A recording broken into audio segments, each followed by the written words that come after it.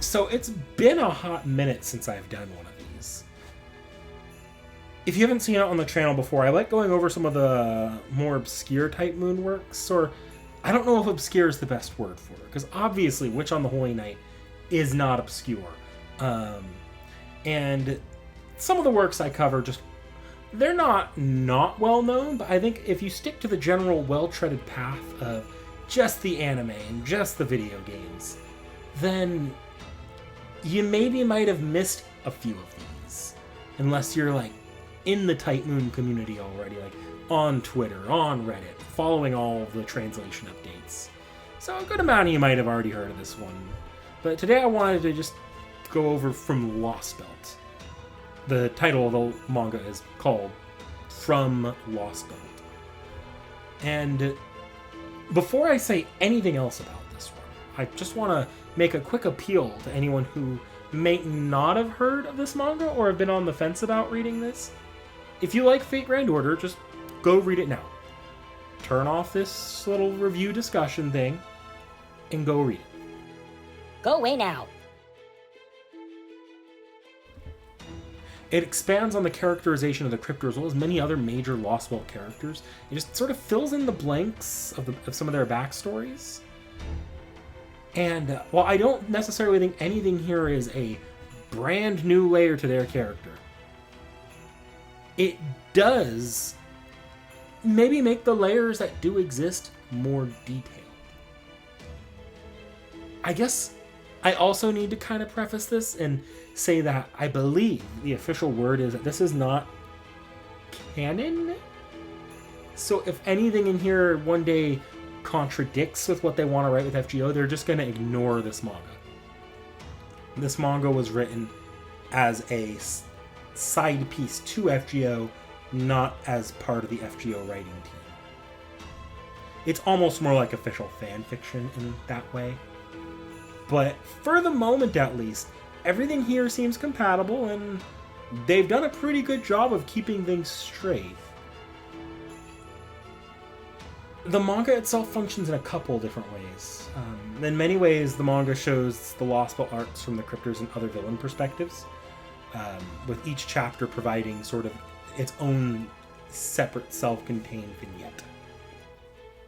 The other thing it kind of does is, especially if it's been a long time since you've read something like Anastasia or Gotterdammerung, it can function pretty well as a recap too, without being a straight reread of the story. Because it's going to go over some of the major events and usually do something extra with it. Ow, the edge.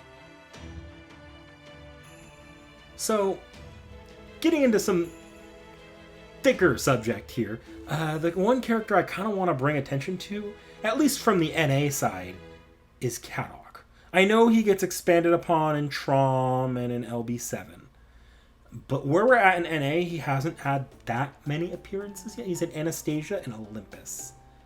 And what he has is good, but you get a much more well-rounded characterization of Caddock, even if you ignore some of the parts that were written with Trom in mind. One way that they round out Caddock's character more is they flesh out his relationship with Anastasia. Now, I do remember these scenes being in the chapter Anastasia, or very, very small kind of versions of that. This manga is going to, you read it and it expands upon those scenes a fair bit. It gives you a better idea of what Anastasia sees in Caddock, what their relationship is like, more so than even Anastasia the chapter does, which I do feel you do get it kind of dropped on you in a cutscene, but it's sort of a one and done thing, and it's, I don't want to say told not shown, because you're told in both here in the manga, but it's one moment in other moments that you kind of have to take inferences from. Here, it's almost like its own mini arc. Kind of. I don't want to create expectations too high here, but it's not just with Anastasia that sort of these relationships work out and expand upon with. Other Crypters get moments like that too with their servants. And There's one thing I know for a fact was expanded on, because it is recent in my memory. Huge spoilers here, but This motherfucker.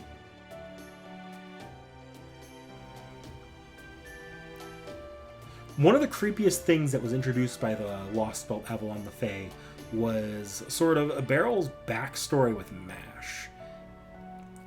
It kind of solidifies him as a bastard, and you're told that Dr. Roman sort of always watches Beryl with a side eye afterward. But when you read the manga, it even expands upon Roman's character. Like, obviously, Beryl is still Beryl. Beryl is still a fuckwad. But Dr. Roman, like, during those years between MASH finally leaving the room and your main character arriving, he was kind of shadowing MASH as a living restraining order against Beryl. Just taking it on himself single-handedly. It's touching and awful at the same time. Who? I guess there's one aside here, and this was one of the more surprising things with this manga for me. If I might have mentioned this on stream before, and if I've released a Lostbelt retrospective, you'll probably hear this as well from me. Godard Damarung is probably my least favorite Lostbelt. I feel like Scotty and Ophelia end up kind of underdeveloped, and it probably doesn't help that I don't have any sort of retroactive memories of it, just because you know what happens to Ophelia at the end of Godard Damarung. So Ophelia is probably the least fleshed out of the Crypters at this point.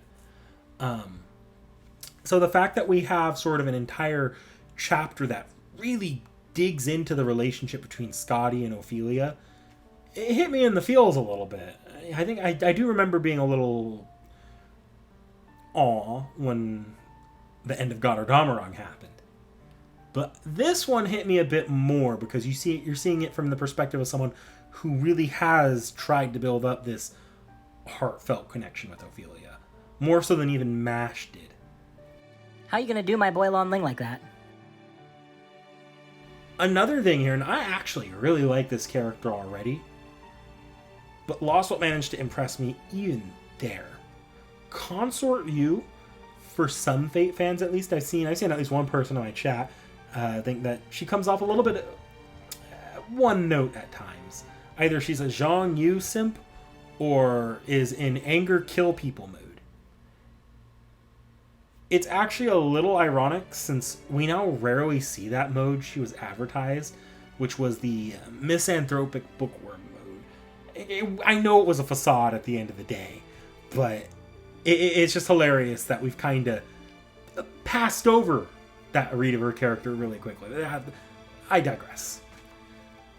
This manga takes her character and shows you what she was like, although it is a brief moment, before Zhang Yu and later Prince of Lon Ling.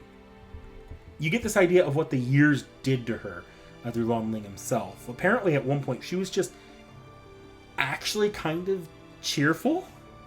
That's just not something you see with Consort Yu as a character. So that took me a little bit by surprise. And you kind of see more what Lon Ling actually likes in her, because spoiler alert, although you can't actually read this event anymore, Lon Ling likes Consort Yu from their time in life, even though he was married at the time. We're ignoring that. Yeah, she's a consort, I guess. Politics, marriage. The man, the myth, the legend, Count Pepperon. Okay, and then let's be real here. It's not hard to like Pepe. But in this manga, you really get an idea of just how much of the team's moral fiber was centered around him. Like, for all his, I'm not a good person, and he probably wasn't a great person at times, he really held this team together. He made efforts to be friendly with everybody, and in some ways immediately keyed into their natures and personalities before any of the other Crypters would.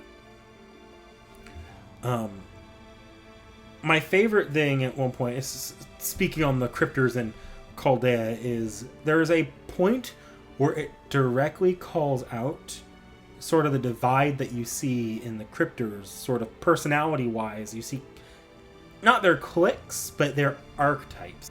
You have the geniuses like Wodaime, Ophelia, David.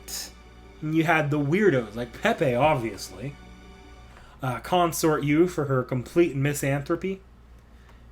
And then, obviously, because you don't get any more than him, you get Beryl. And then I love that their final categorization is just Caddock. They threw so much shade at Caddock at that time. My little eggplant. I guess in fairness, you also had MASH kind of off to the side, but it kind of makes it a point in this manga to show even Ophelia, who was friendly with MASH, and Pepe, who was making efforts, at least small ones, with MASH, MASH really isn't part of their group at all. She was introduced very suddenly,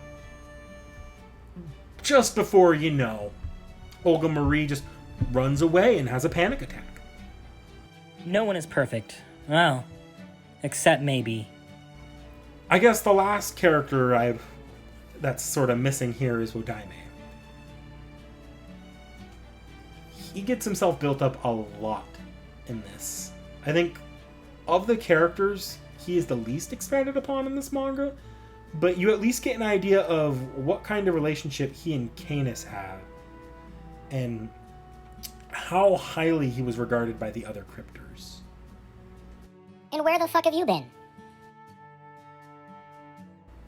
The only Crypter we don't get a lot of in this manga is David, and that's probably just because the bulk of what we know about him comes from Nahui McLawn. I'm going to be curious to see the direction that this manga takes now that Nahui McLawn is out, and they'll probably have some time to do stuff with David and the other Nahui McLawn characters, but we'll get there when we get there, I guess. Wait, that's all of them? Stall for 2 years now. On that note, they don't just expand on the Crypters. They also do some pretty pleasant expansions on other Lostbelt servants as well.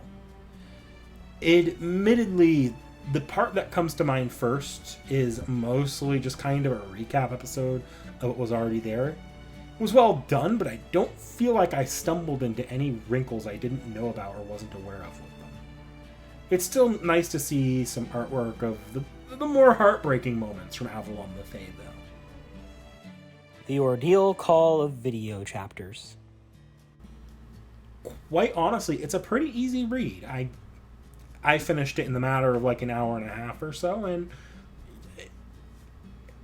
if you just have the time and you've been a fan of a Lostbelt arc, just go read it. Go read it.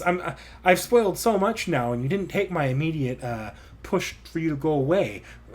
But if you still haven't read it and you still want to read it, just go. It's easy. It's quick. You'll get it done quickly. But now that we're at where we're at, I'm genuinely excited to see where this goes, especially now that the main Lostbelt arc is kind of wrapping up. We know everybody's characters at this point, and I'm sure David especially could use some expansion to them, but we haven't seen Caddock post-Trom get anything yet, and I'm sure we're going to get some with him. I'm excited. That's all I can say is I'm excited. I can strongly recommend this. Just, okay. Word of warning for NA players, it is going to go past Avalon the Fae. So if you're not like me and not lightly spoiled on everything already, then maybe stop before the final volumes. But yeah, that's about it from Lostbelt manga for today. If you like this video, please like it, comment down below, and you know what? If you have any I don't want to say obscure Type Moon works, but Type Moon works that maybe we wouldn't normally cover on this channel, that you want me to do one of these kind of little just chill discussion videos on, shoot it in the comments below. I'm always looking for more recommendations. I'm bored. Man.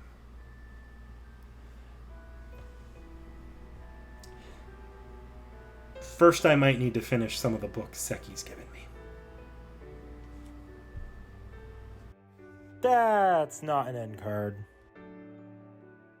One example of how Caddock's characters more well. One way that they One way that they round out Caddock's character more is... And neither is that. One of the harshest things that was introduced after Avalon the Fae released is the status of Mash and Beryl. Post-Beryl, being Beryl. No, phew, that wording was horrifying. What was I writing at 2 in the morning?